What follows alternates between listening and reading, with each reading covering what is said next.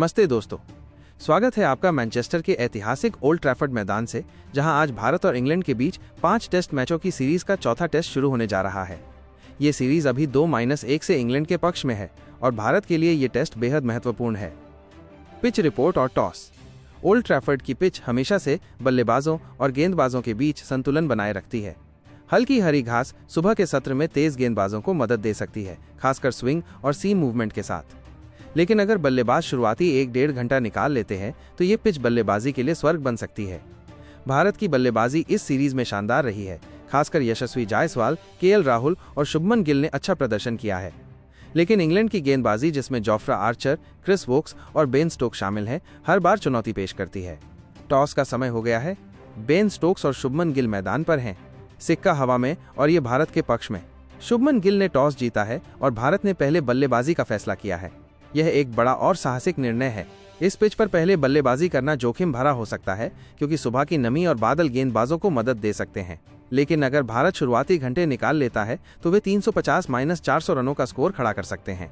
यशस्वी जायसवाल और केएल राहुल की सलामी जोड़ी पर बड़ी जिम्मेदारी होगी।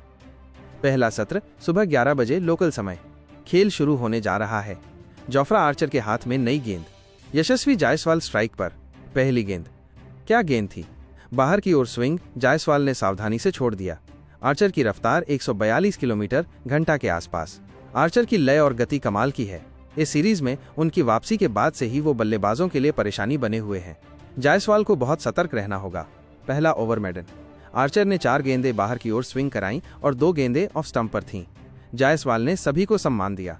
अच्छी शुरुआत, लेकिन अभी लंबा दिन बाकी है। क्रिस वोक्स दूसरे छोर से। उनकी लाइन और लेंथ हमेशा सटीक रहती है। पहली गेंद राहुल के लिए बाहर की ओर छोड़ दिया। दूसरी गेंद। क्या शॉट! राहुल ने कवर ड्राइव मारा, गेंद सीधे बाउंड्री के लिए। भारत का खाता खुला, 4 रन।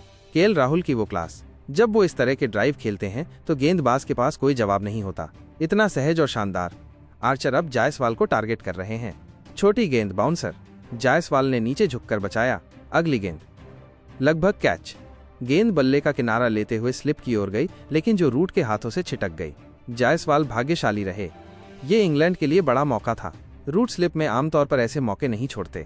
जायसवाल को अब अपनी तकनीक और मजबूत करनी होगी।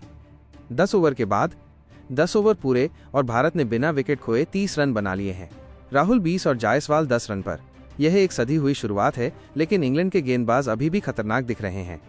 इंग्लैंड के कप्तान बेन स्टोक्स अब गेंदबाजी के लिए आए हैं। पहली गेंद जायसवाल के लिए फुलर लेंथ। ड्राइव किया, लेकिन मिड ऑफ पर सीधा। दूसरी गेंद। क्या हुआ! जायसवाल ने लॉफ्टेड शॉट खेला, गेंद हवा में और जैक क्रॉली ने शानदार कैच लपका। जायसवाल आउट, 16 रन बनाकर। भारत 48/1। ये एक खराब शॉट था। जायसवाल अच्छे टच में दिख रहे थे, लेकिन स्टोक्स की गेंद ने उन्हें चकमा दे दिया। अब कप्तान शुभमन गिल क्रीज पर आ रहे हैं। 20 ओवर के बाद और लंच तक गिल और राहुल अब क्रीज पर जम रहे हैं। गिल ने वोक्स की गेंद को मिड विकेट की ओर फ्लिक किया, 3 रन। भारत 65/1। यह साझेदारी अब महत्वपूर्ण हो रही है। गिल की तकनीक शानदार है। वो ऑफ साइड और लेग साइड दोनों पर सहजता से खेल रहे हैं। राहुल भी अपने रंग में दिख रहे हैं। लंच का समय। भारत ने पहले सत्र में अच्छा प्रदर्शन किया। केएल राहुल 44 रन पर नाबाद और शुभमन गिल 20 रन बनाकर क्रीज पर। इंग्लैंड को जायसवाल का विकेट मिला, लेकिन भारत की स्थिति मजबूत है। भारत ने टॉस जीतकर सही फैसला लिया। अब दोपहर का सत्र रोमांचक होगा, क्योंकि इंग्लैंड स्पिनरों को ला सकता है।